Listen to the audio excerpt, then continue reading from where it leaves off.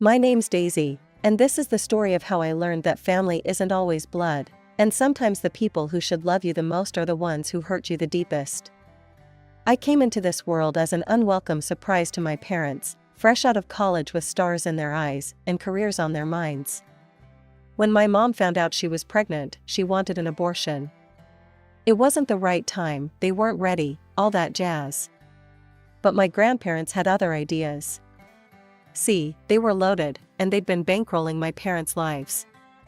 When they caught wind of the pregnancy, they laid down the law: have the baby, or kiss the gravy train goodbye. From day one, I was an afterthought. My mom couldn't wait to get back to work, leaving me with a revolving door of nannies and my grandmothers.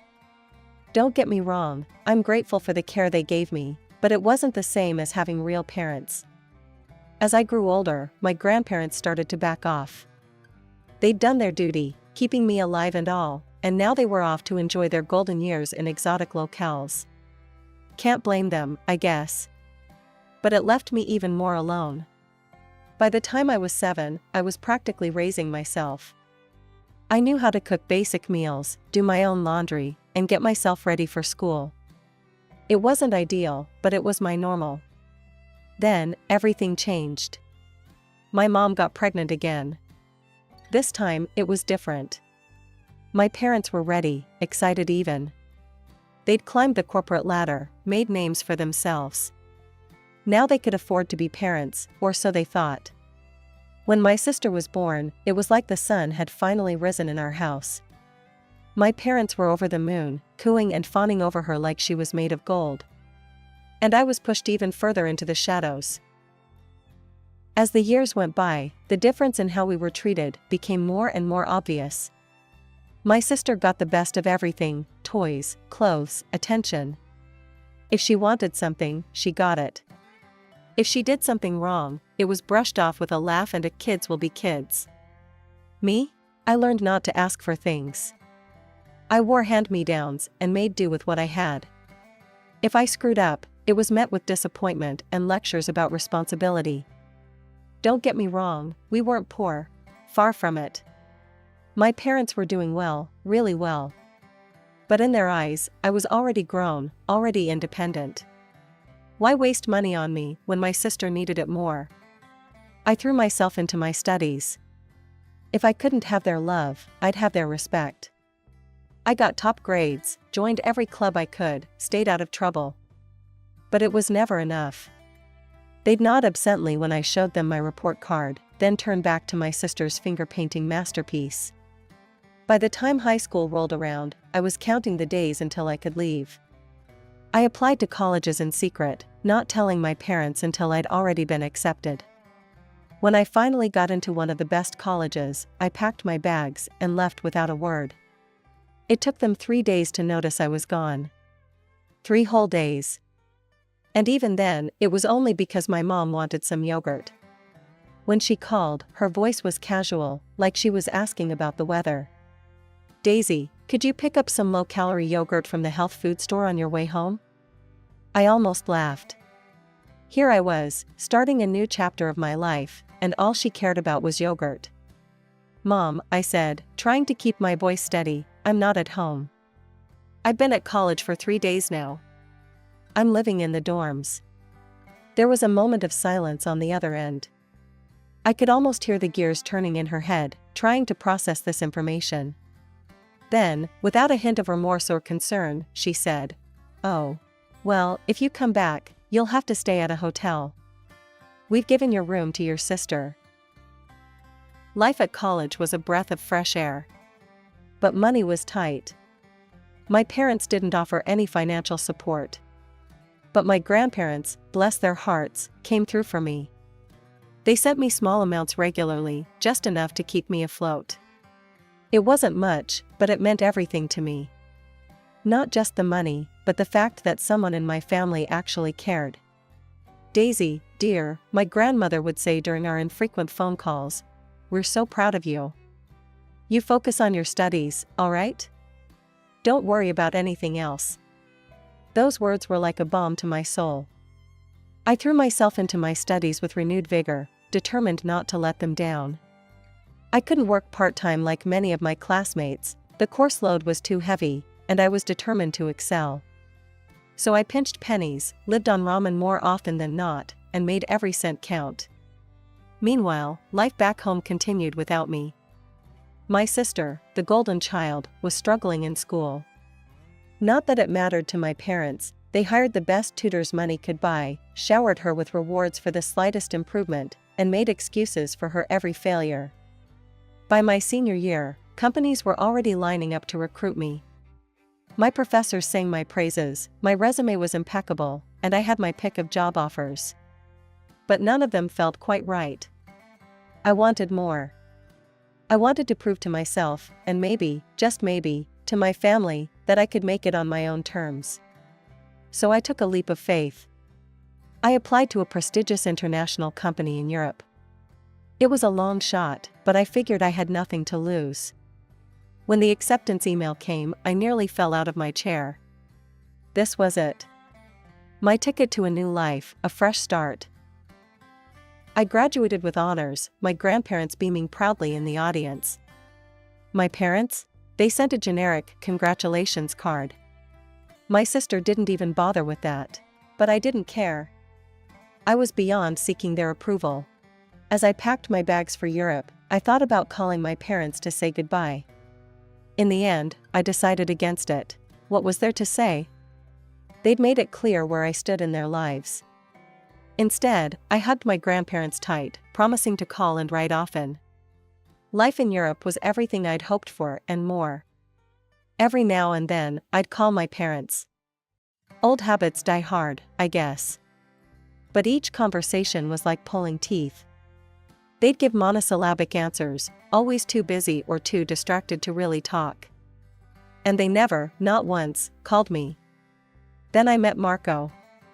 He was in the marketing department, all charm and quick wit, with a smile that could light up a room. We started as colleagues, became friends, and before I knew it, we were falling in love.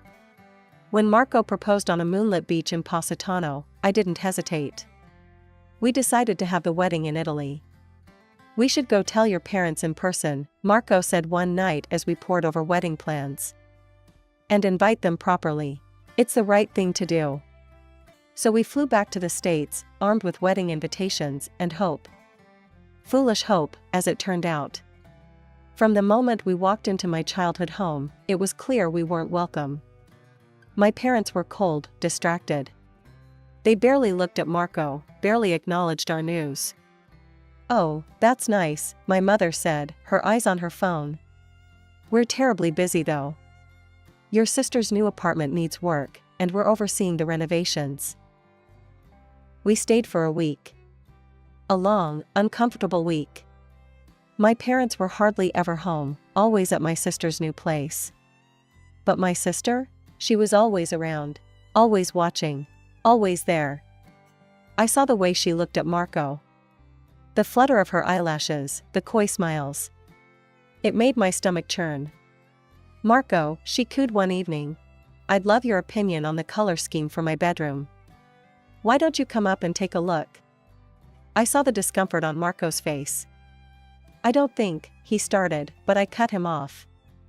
"That's enough," I snapped at my sister. "He's my fiancé. Back off." Her face crumpled into a pout. "I was just being friendly," she whined. "God, Daisy, you're so selfish. You always want everything for yourself." She stormed off, no doubt to cry to our parents.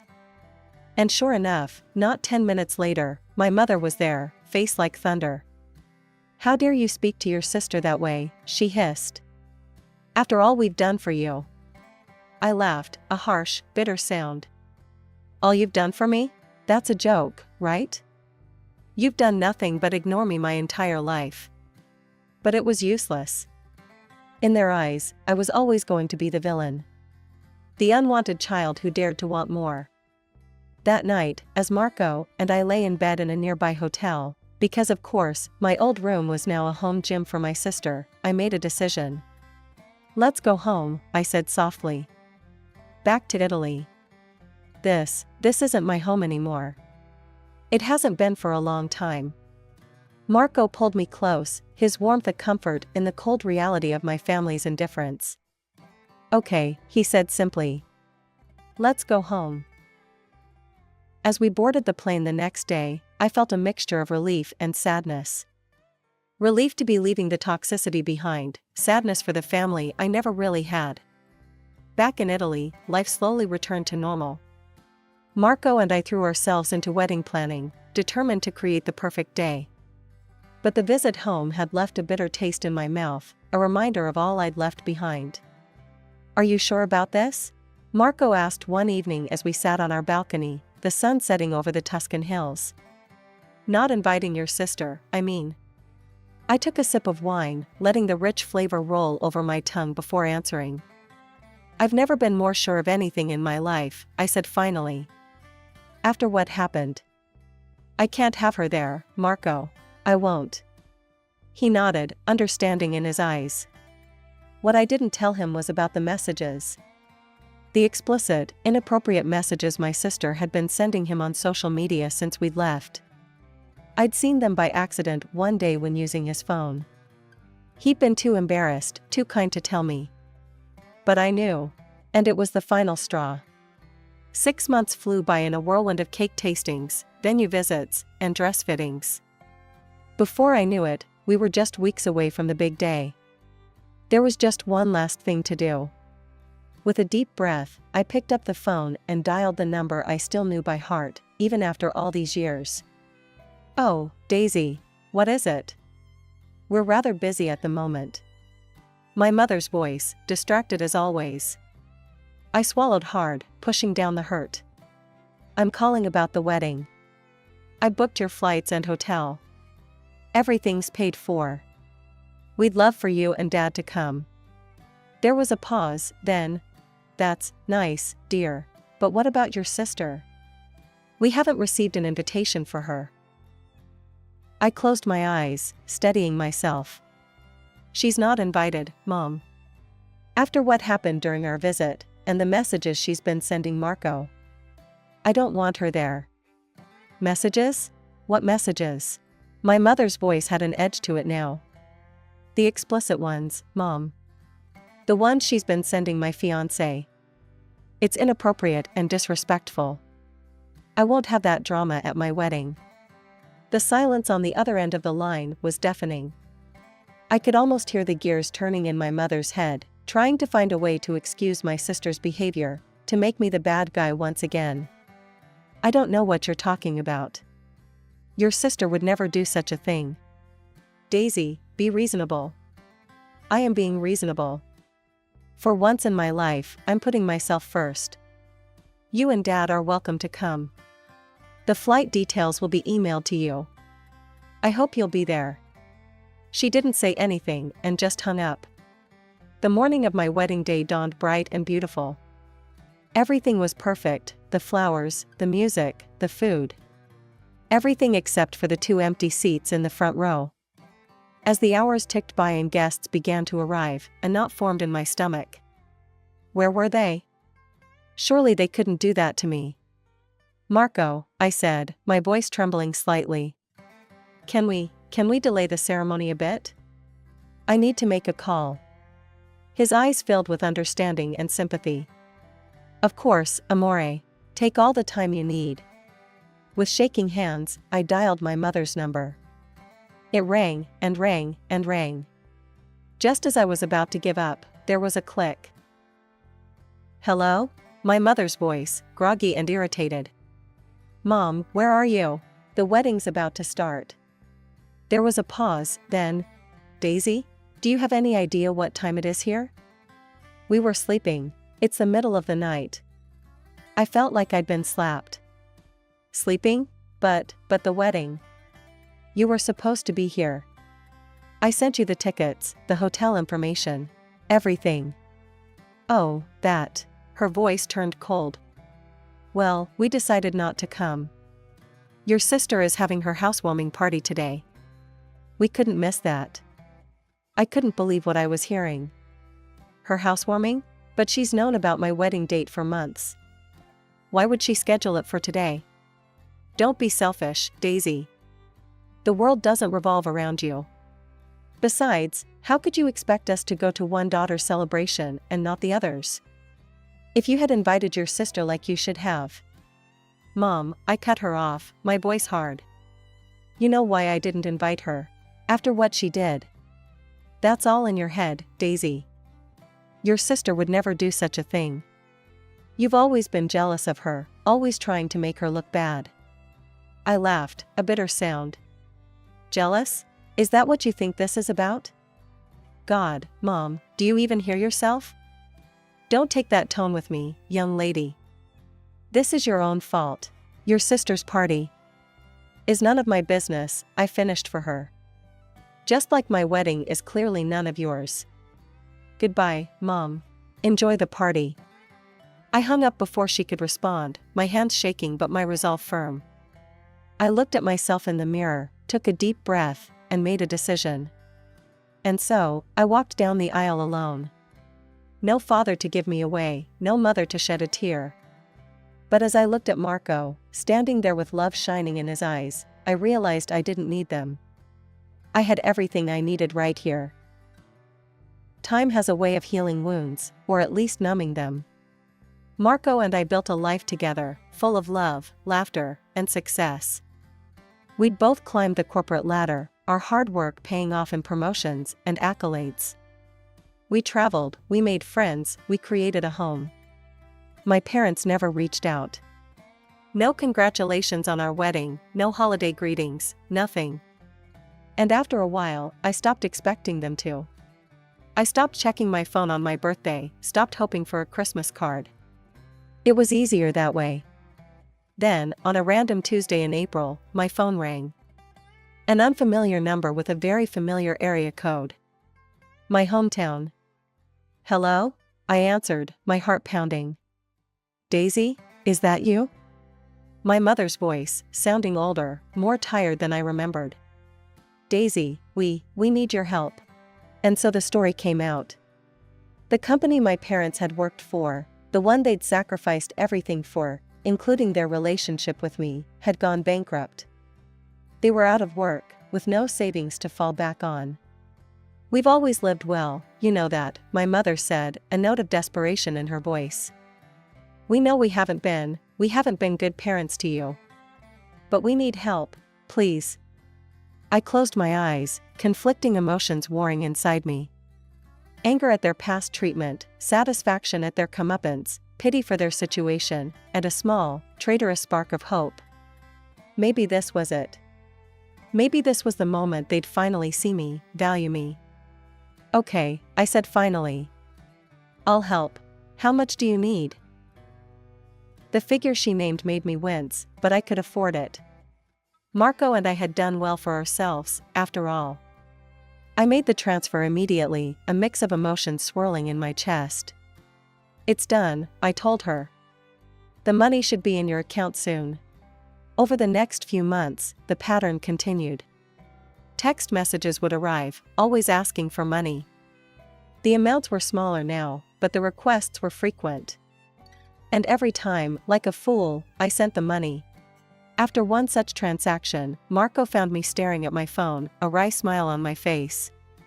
They asked for money again, he asked gently. I nodded. And again, I sent it. God, when did I become such a sucker? Marco sat beside me, wrapping an arm around my shoulders. You're not a sucker, amore. You're kind. It's not your fault they can't see what an amazing daughter they have. It was a lazy Sunday afternoon when my world tilted on its axis once again. I was idly scrolling through Facebook, a cup of coffee in hand, when a photo stopped me cold. My parents, looking tanned and relaxed, cocktails in hand, lounging by a pool at what was clearly a very expensive resort. My hand shook as I clicked through more photos. There they were, dining at a Michelin-starred restaurant.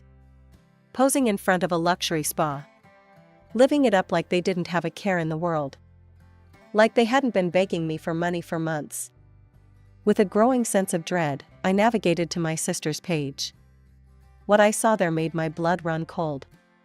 Photo after photo of her with a brand new sports car, at high-end bars, designer shopping bags piled around her. And the captions. Another amazing gift from the best parents in the world. Lucky me, only child. So blessed to have parents who would do anything for me. Spoiled and proud. And there, in the comments, were my parents. Liking every post.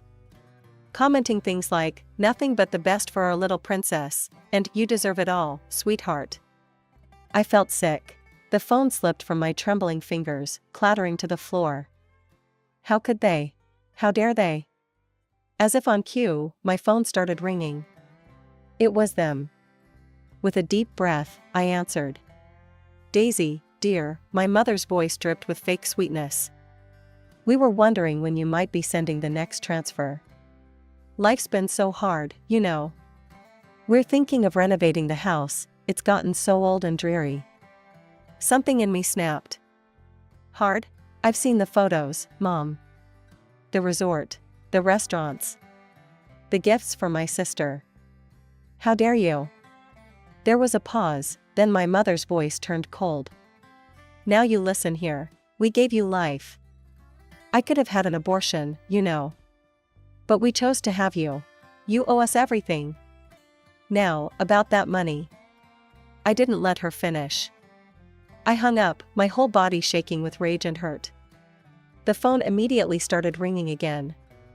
And again, and again. Text messages flooded in, alternating between guilt trips and demands. I turned the phone off. Over the next few weeks, my parents continued to call and message. Demanding money, then pleading, then threatening. I ignored it all. I blocked their numbers, unfriended them on social media, cut off every avenue they had to reach me. It wasn't easy. There were moments of doubt, of guilt. But every time I wavered, I remembered those photos, those comments. The cruel words my mother had spat at me. Years passed, and life continued to evolve. Marco and I had built a successful life in Europe, but something was calling us back to the States. Maybe it was nostalgia, or maybe it was the desire to start a family of our own in familiar surroundings. Whatever the reason, we made the decision to return to my hometown. We quickly settled into our new life. A quaint house in a quiet neighborhood, prestigious jobs that challenged and excited us, and plans for the family we hoped to start soon. It felt like everything was finally falling into place. One afternoon, while having coffee with an old school friend, I learned about the dramatic turn of events in my estranged family's life. Did you hear about your sister's party? My friend asked, her eyes wide with gossip. I shook my head, bracing myself for whatever came next. It was wild, she continued. After everyone left, she fell asleep while smoking in bed. The whole house went up in flames. Your sister made it out, but the house, it's gone, Daisy. Completely destroyed. I sat there, stunned. The house I grew up in, the site of so many conflicting memories, reduced to ashes because of my sister's carelessness. That's not even the worst part, my friend added. Turns out your parents let the insurance lapse. They've lost everything. A part of me felt a twinge of satisfaction, quickly followed by guilt for feeling that way. But mostly, I felt nothing. They had made their choices, just as I had made mine. Life went on. Marco and I focused on our careers, our home, our future.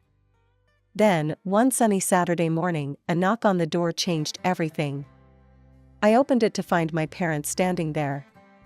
They looked older, worn down. The designer clothes and perfectly coiffed hair were gone, replaced by shabby, outdated outfits and graying, unkempt locks.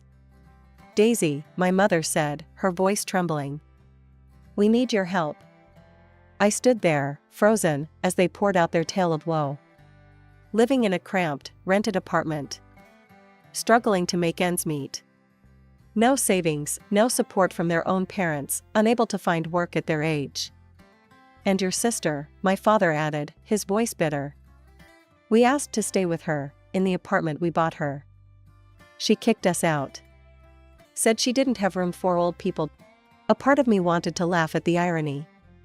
The golden child, turning on them just as they had turned on me. But the laugh died in my throat as I looked at their desperate faces.